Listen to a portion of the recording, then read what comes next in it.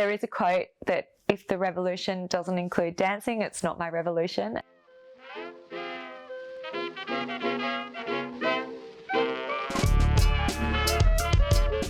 I'm Racheal Jacobs. Professionally, I'm a lecturer at Western Sydney University. I'm also a community artist and I'm a dance teacher. I run my own Indian dance school and I'm an advocate and an activist in the field of anti-racism, women's rights and climate justice. During the 90s, I was really brought into doing a lot of things at school, celebrating multiculturalism. And it always sat really uncomfortably with me. We were taught to celebrate something that we really had no control over. And I was being co-opted into this colonial project that said, we're all here now and we're all Australian and aren't we happy? And what we didn't address was the power imbalance. The power imbalance that confronted us when I saw an all-white media. A power imbalance that confronted me when I looked at Parliament and could not see myself reflected there. A power imbalance that was presented to me when I looked at the teaching profession that I was about to enter into and thought, I don't share the life experience of any of my colleagues here.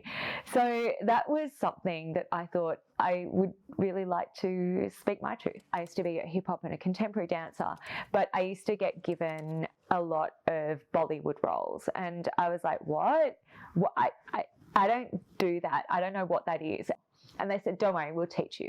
And so I learnt Bollywood dancing on stage and on set. I felt this joy inside of me that I had not felt through other art forms. I was so profoundly changed. And suddenly everything started to make sense. Is that suddenly this person with an Australian accent called Racheal Jacobs, who didn't have any Hindi language skills, suddenly it all started to fit together and I started to see my identity as a dancer, I guess, in a more fuller way.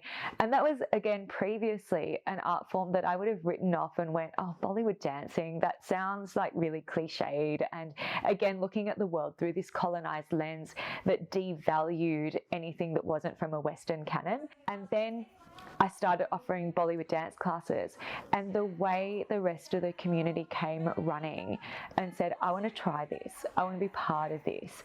And I got the privilege of sharing my experience and my culture with other people. That again was such a turning point because I realized that I can influence other people in a positive, joyful way, that my activism can include happiness and togetherness and dancing.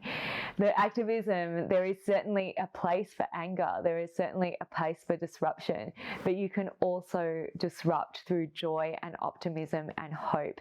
My parents are really different to me. They are quite conservative. They would have much preferred me to be compliant and do all the good things that good Indian women did, rather than be disruptive and angry and anti-establishment. Those things kind of upset the order of things. I believe that my mum is proud of the person that I've become, perhaps not what I do. I think often she's very puzzled why I put myself in places of danger. She sees me get trolled relentlessly. She sees me on TV speaking what are some hard truths that sit badly with other people. She sees me on stage taking my clothes off, and yes, that is part of my art form. She often says, I don't know why you would do that or how you do it.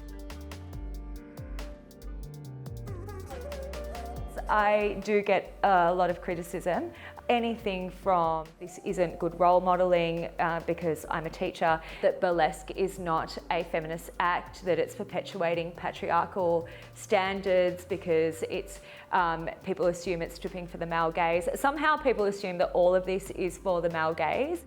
It is undoing a lot of the prejudices of the past. You can wield societal standards and manipulate them so you are literally owning your space. And that's the point, is that women literally can't do anything without criticism.